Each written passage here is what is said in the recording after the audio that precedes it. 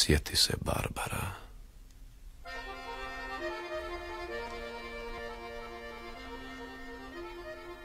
Bez prestanka je kišilo nad Brestom toga dana.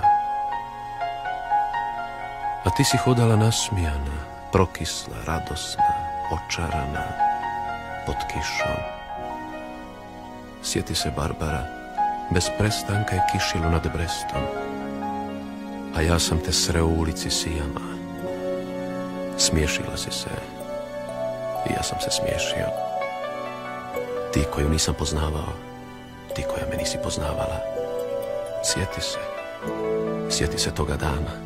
Ne zaboravi, neki je čovjek stajao u trijemu i viknuo tvoje ime, Barbara. I ti si po kiši k njemu potrčala, radosna, prokisla, očarana, u njegov zagrljaj pala.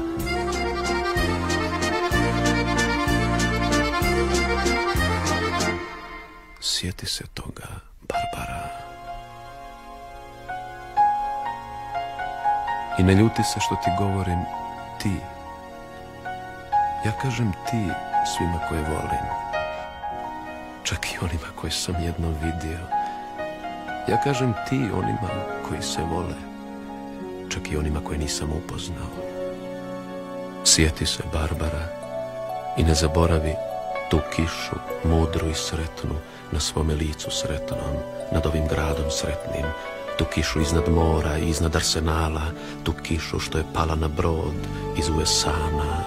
O Barbara, rat je svinjarija velika, i što je s tobom sada pod kišom kanonada, ognja, krvi i čelika, a onaj koji te grlio zaljubljeno.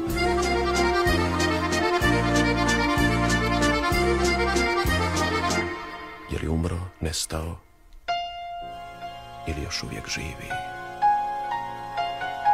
O Barbara, bez prestanka kiši nad Brestom, jednako kao i tada, ali to nije isto i sve je srušeno. To su korotne kiše, strašne i neutješne. To nije oluja više od ognja, krvi i čelika. To su naprosto oblaci što kao pseta crkavaju, kao pseta što nestaju u mlazu vode nad Brestom, da trunu negdje daleko, daleko, daleko od Bresta, od koga